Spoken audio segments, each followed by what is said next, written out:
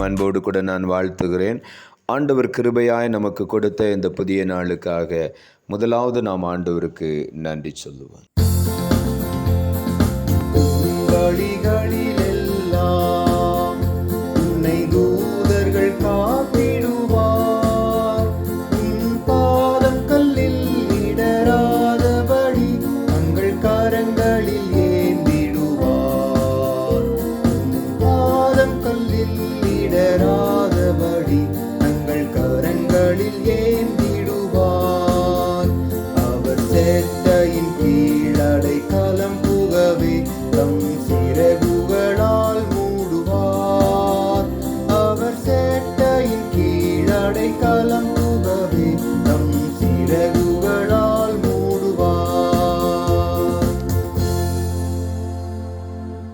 இந்த நாளுக்கு என்ற ஆண்டவர் கொடுக்கிற ஒரு வார்த்தை சங்கீதங்களின் புஸ்தகம் 50வது அதிகாரம் 15வது வசனம். சங்கீதம் 50:15. ஆபத்து காலத்தில் என்னை நோக்கி கூப்பிடு, நான் உன்னை விடுவிப்பேன், நீ என்னை மகிமைப்படுத்துவாய்.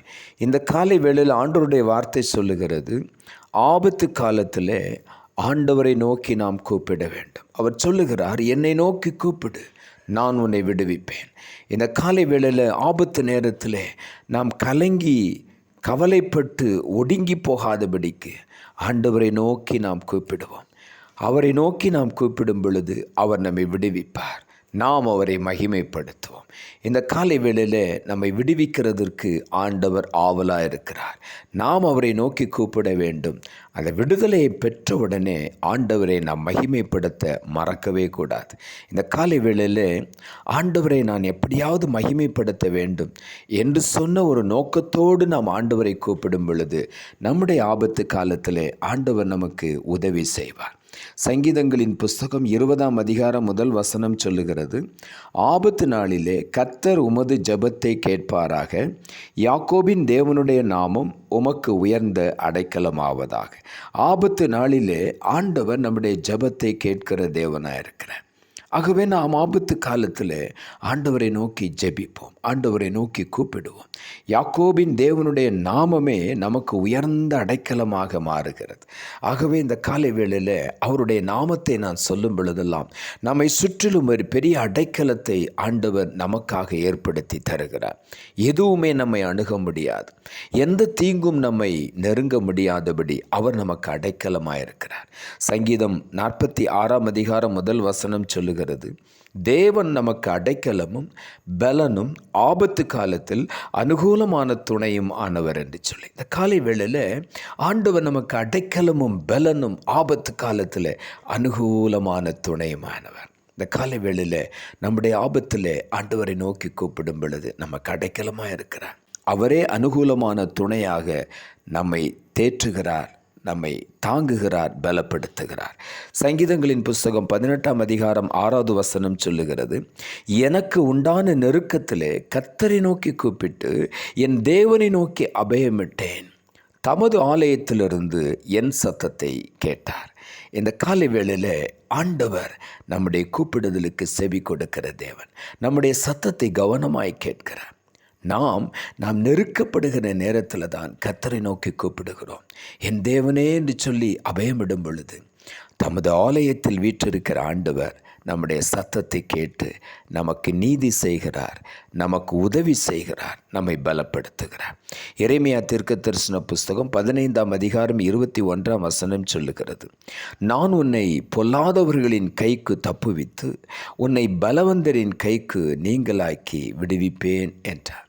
இந்த காலை வேளையில் ஆண்டவர் சொல்லுகிறார், பொல்லாதவருடைய கைக்கு உன்னை தப்புவிப்பேன், உன்னை பலவந்தமான ஜனங்களுடைய கைக்கு நீங்களாக்கி நான் விடுவிப்பேன் என்று ஆண்டவர் வாக்கு கொடுக்கிறார். ஆகவே யாரை குறித்து நாம் கவலைப்பட வேண்டாம்.